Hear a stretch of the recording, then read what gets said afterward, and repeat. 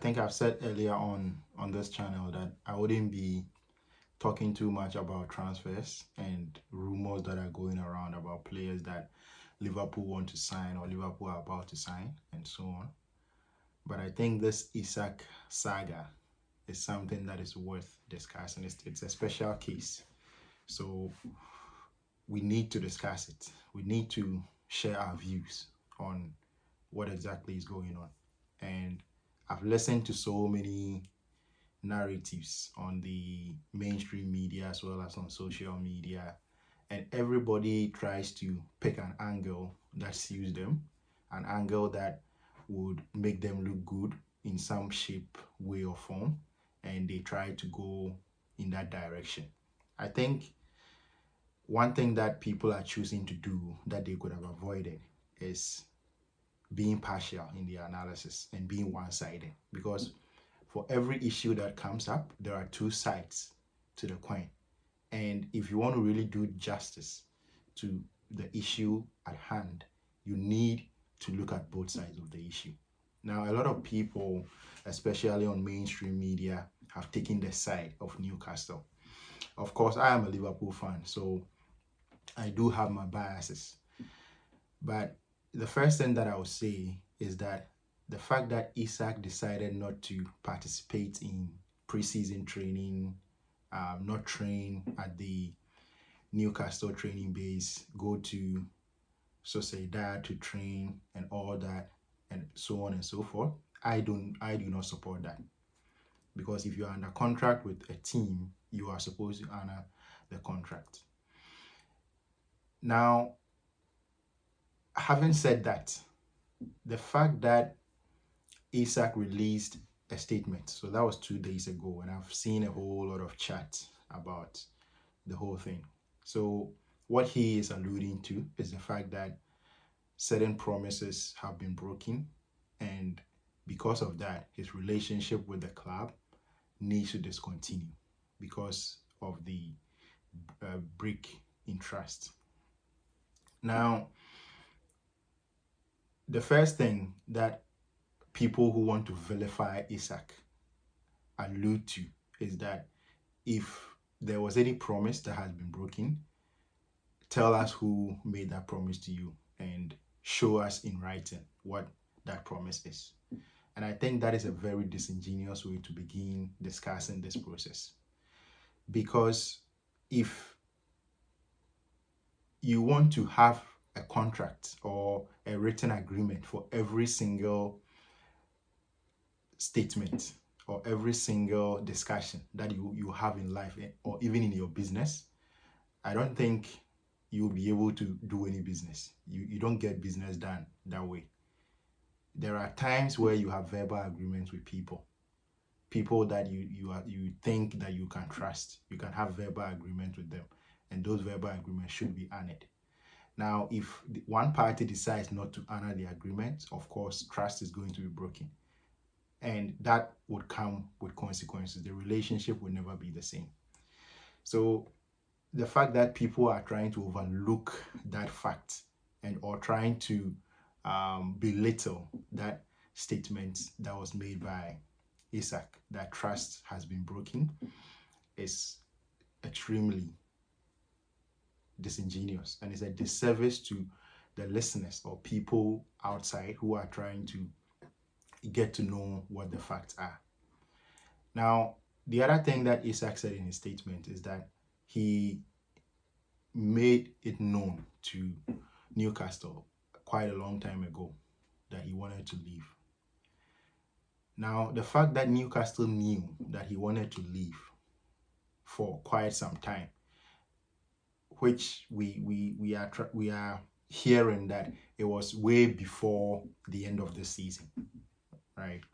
So if that was the case, and Newcastle were really serious about taking into consideration players' wishes, as they said in their statement, that they do take into consideration players' wishes, and so that would mean, if they do really take that serious, that would mean that after Isak told them that he wanted to leave at the end of the season, they would have started preparing themselves for that eventuality. And I think that is the promise that Isak is talking about. So the promise, I think, had to do with the fact that one, he wanted an improvement in his wages, even if it wasn't going to be an extension of his contract, because he has 3 years remaining. I think he was asking for an improvement. The improvement never materialized, and therefore he decided he was going to leave. Now, if that is the case, and you are already aware that the player wants to leave, the first thing is that the player wanting to leave should not have anything to do with whether you have replacements or not. Isak should not be the one to bear the brunt of Newcastle's failure to find replacements for him. I think that is not the concern of the player. Now, if a contract is signed and one party decides to break the contract, there are rules, there are procedures that needs to take place for the contract to be cancelled. Now, in football, as we know, the club who has signed the player under contract would have to be compensated by the interested party who wants to purchase the player. So Newcastle would have to be compensated by Liverpool for the fact that Isak has 3 more years on his contract and he wants to leave before the end of that 3-year period. And so the issue now becomes, what is a fair value for Alexander Isak? Nobody knows what the fair value is. In the minds of Newcastle, it is around £150 million, right? Now, we all know that Liverpool 2 weeks ago made a bid of £110 million to purchase Isak. Don't forget that that is almost a British transfer record, if not the British transfer record. And what we heard was that that is way below Newcastle's valuation. So if Newcastle wanted to sell Isak truly, as they said in their statement, that they consider players' wishes. Yes, if you do consider players' wishes and you respect what players want to do with their careers, and you are not going to hold them back, you are not going to hide behind the contract and deal in bad faith, I think what Newcastle would have done would be to tell Liverpool that this valuation is below our valuation, so come up with a new bid. Now, after the bid Liverpool sent was rejected,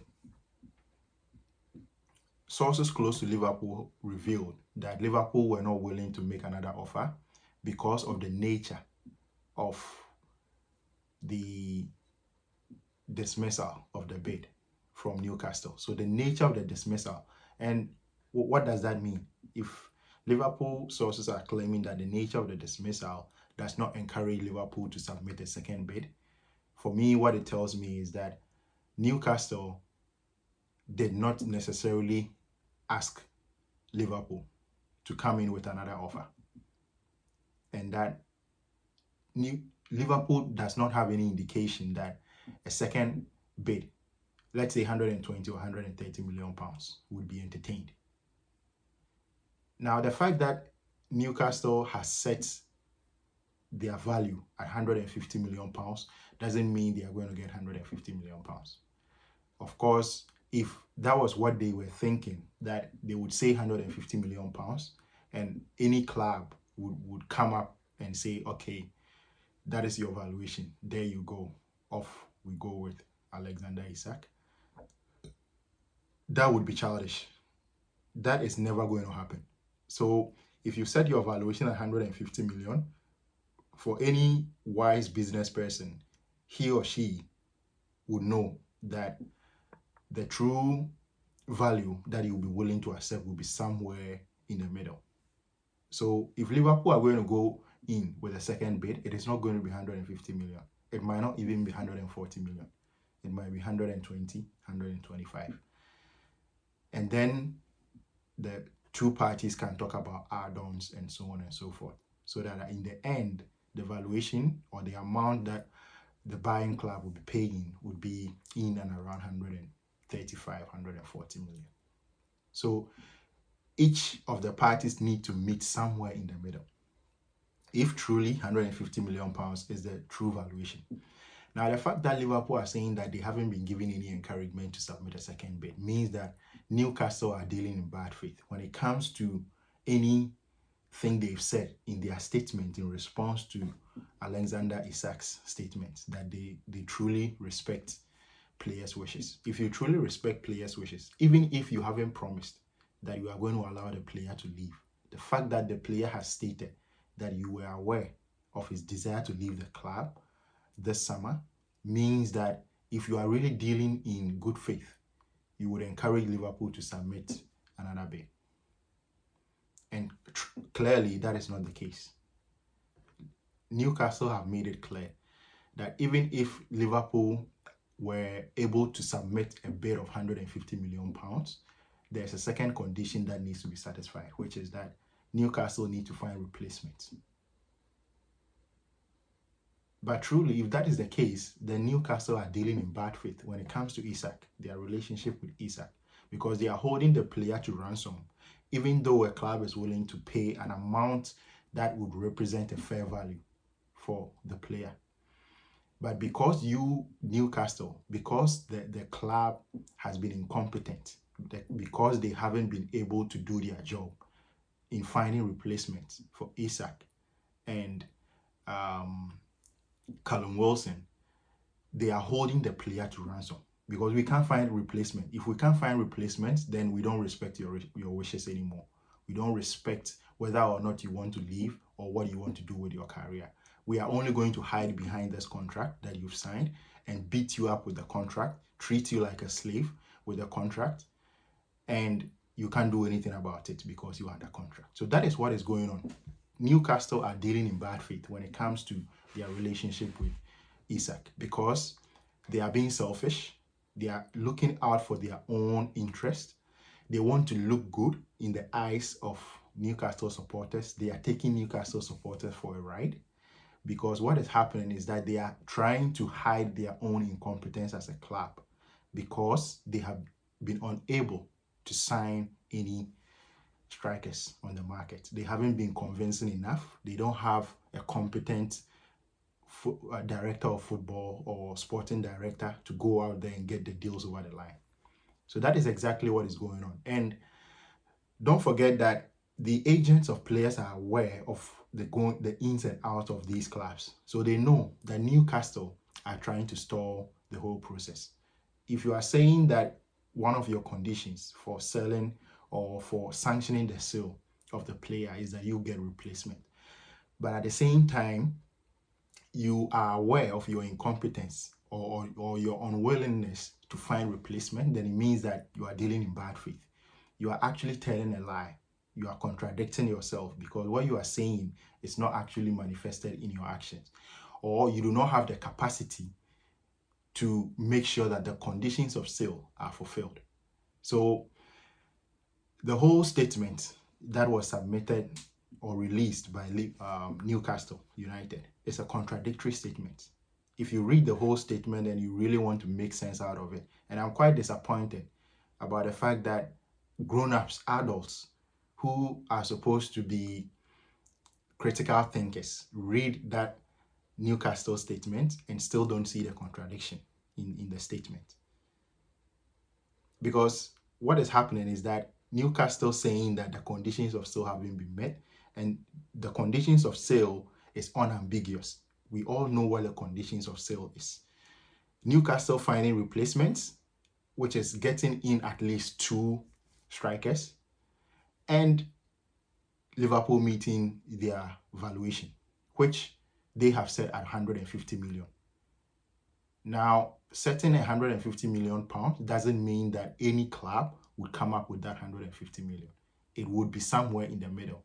But Newcastle they know they are not going to deal in good faith. They know what they are doing. They are dealing in bad faith. And so they are going to hold the player to ransom until someone meets the 150 million, which is never going to happen. They know that is never going to happen. And so they've said that. And at the same time, they are incompetent to the extent that they cannot find 2 strikers on the market. They are not willing, they are not even willing to do it. So that is the first thing. So that is why they said in the statement. Now, why would Newcastle say in the same statement that they do not foresee the condition of sale being satisfied? They do not foresee it.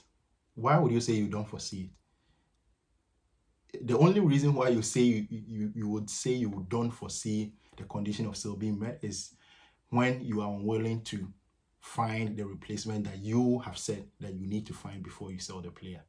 Or two, you are not willing to meet somewhere in the middle when it comes to the valuation that you've put on the player.